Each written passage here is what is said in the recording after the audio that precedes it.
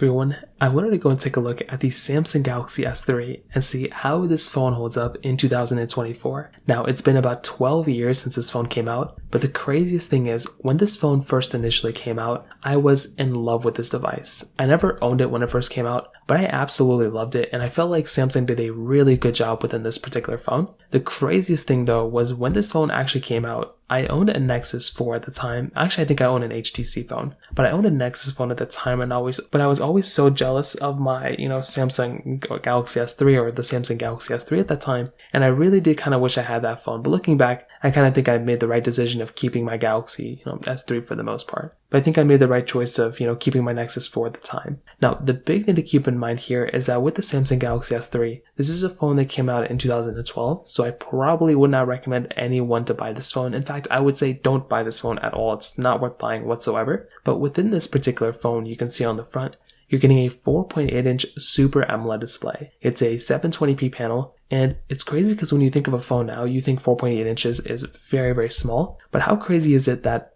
at this time, I would say, this was a massive, massive phone. Like, this was one of the biggest phones you could probably imagine buying, which is absolutely crazy to think, because when you're buying a phone nowadays, you wouldn't think that a phone like this is, it was a big size display, but I remember holding it back then. I remember messing around with it, and I was shocked by how big of a phone this was at that moment. You're getting the front-facing home button. You're getting a, camera at the very front too, which is very cool. And overall, the front of it was pretty nice. On the bottom, you had a micro USB port. You had a headphone jack in this phone as well, which is very, very nice. On the back side, you had this standard plastic back, which was removable, which is something I wish my Nexus 4 had. So we had this removable back, which was amazing. And you could go through and you could, replace the battery if you wanted to, expand the storage with expandable storage with micro SD card slot. And that was a really cool thing that we had here. Unfortunately, with our other phones, we no really longer had that type of capability. But that in and of itself was another very cool thing that was going on with this phone at that moment.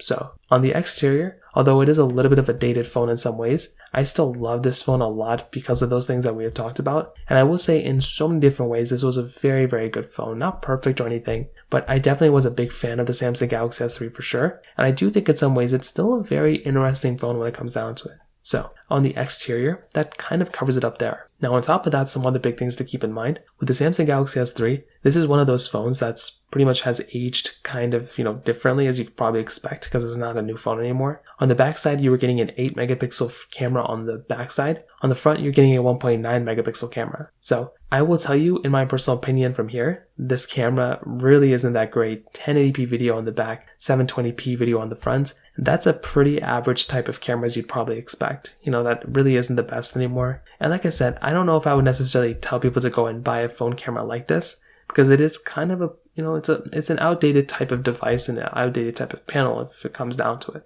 So once again, I would hate for you to go and buy this phone expecting the cameras to be good. So just kind of keep that in mind. That's just one other thing I'd probably recommend kind of keeping in mind here. Now on top of that, some other things to keep in mind is with the software. So this thing started off with Android 4.0.4 Ice Cream Sandwich. I'm getting hungry thinking about it. And it went up to 4.3 Jelly Bean. This was still when they were using TouchWiz, and I will tell you, I'm glad they switched to One UI, but this is a very old version of software. However, I remember buying this phone a couple years ago, and I actually did end up custom ROMing it, and this must have actually been like 7 years ago at this point when I'm referring to this. But I remember getting it, rooting it, custom ROMing it just for fun. I was never planning on using it. And the custom ROMs that I put on there, it was surprisingly good. Like, I was actually surprisingly surprised about how good of a job, that phone was running on stock Android. Now, since then, it makes zero sense to buy a phone like this at all. I mean, this is a very, very basic phone, very poor performing device. So keep that in mind. But regardless of that, I still think the software, was okay at the time, but,